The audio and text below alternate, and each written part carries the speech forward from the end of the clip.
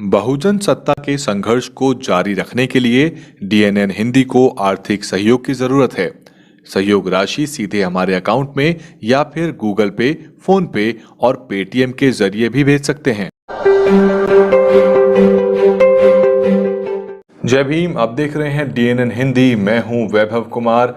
एक बार फिर से स्वागत है हमारे स्टूडियो में। मध्य प्रदेश में उपचुनावों के लिए जो घमासान है वो धीरे धीरे तेज होता हुआ नजर आ रहा है। बहुजन समाज पार्टी ने सबसे पहले ही 8 सीटों के प्रत्याशी घोषित कर दिए प्रेस विज्ञप्ति के जरिए।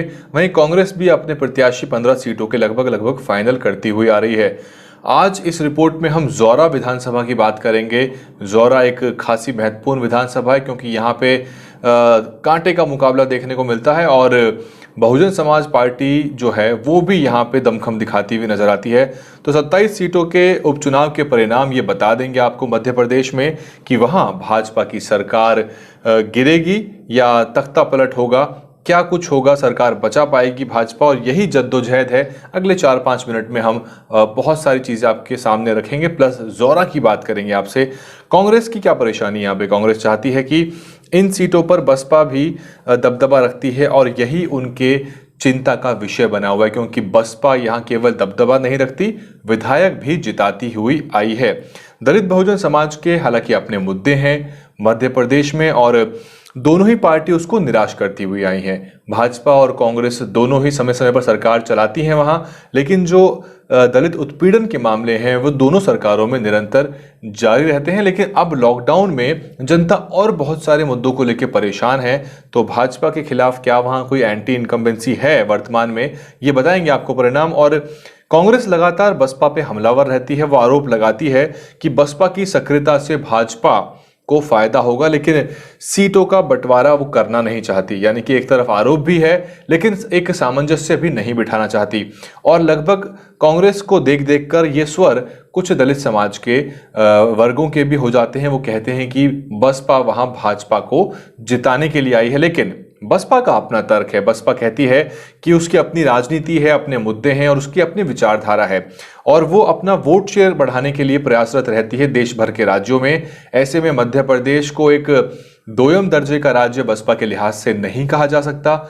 यहाँ पर 11 विधायक तक बसपा ने जिताए हैं और सांसद भी जिताए हैं। तो उत्तर प्रदेश के बाद किसी राज्य में अगर सबसे अच्छी परफॉर्मेंस बसपा की रही है तो वो मध्य प्रदेश ही है। अत्याचार उत्पीड़न झेलने के बावजूद भी बसपा मध्य प्रदेश में लेकिन खासे अच्छे परिणाम नहीं ला पाती है। इस क्षेत्र की हम बात करें, 27 में से 16 सीटें ऐसी हैं ग्वालियर चंबल संभाग की जहां बसपा वाकई में परेशानी में डालेगी कांग्रेस पार्टी को। और दलितों का एक वर्ग वहां पर भाजपा को हराने के लिए वोट करता है। ये लगातार हम भी कमेंट में पढ़ रहे हैं। वो कहते हैं कि हम भाजपा को जो हराएगा उसको वोट डालेंगे और उनको लगता है कि शायद बसपा को वोट डालने से वोट खराब हो जाएगा और ना तो बसपा का प्रत्याशी जीत पाएगा और बीजेपी के प्रत्याशी को फायदा हो जाएगा। तो ये बसपा के लिए एक बड़ी चुनौती है और प्रदेश अध्यक्ष बसपा के रमाकांत पीपल कैसे इस चुनौती से निपटेंगे ये तो आपको समय बता देगा आने वाला।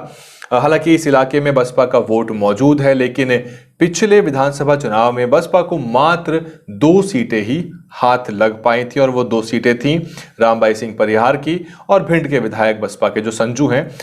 भाजपा को अपनी सरकार बचाने के लिए यहाँ पर 9 सीटों की आवश्यकता है। आपको मालूम होगा अगर आप पिछले दिनों का जो घटनाक्रम है उठापटक का उसको फॉलो कर रहे हैं।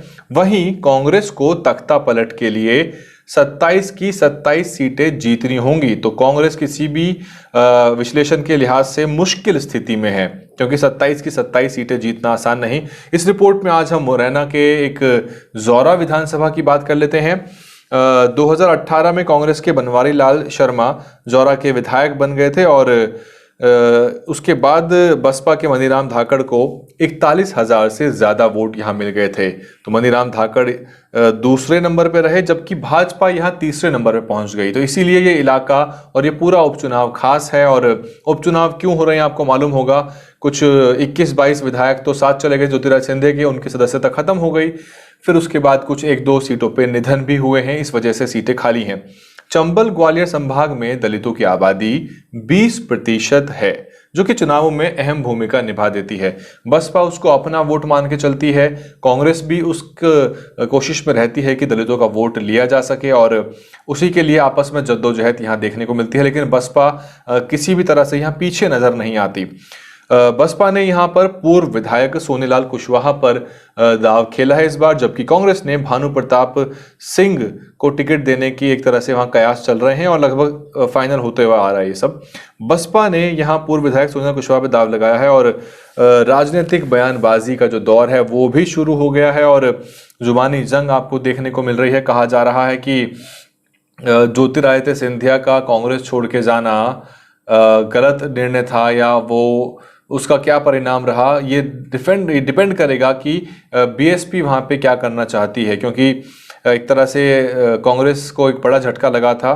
जौरा विधानसभा में किसकी दाल गलेगी ये देखना तो रोचक होगा ही, लेकिन मध्य प्रदेश में 27 सीटों के उपचुनाव के परिणाम ये आपको बता देंगे कि वहां तख्ता पलट होने वाला है या नहीं। तो ये थी जौरा की रिपोर्ट। इससे भी ज़्यादा सारगर्भित रिपोर्ट लेके हम आपके सामने आते रहेंगे। आप देख रहे थे डीएनएन हिंदी।